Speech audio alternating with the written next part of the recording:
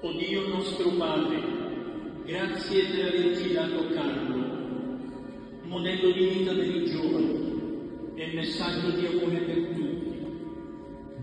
Tu lo hai fatto innamorare del tuo figlio Gesù, facendo dell'Eucaristia la sua autostrada per il cielo. Tu gli hai dato Maria come madre amatissima e ne hai fatto con il rosario un cantore della sua tenerezza.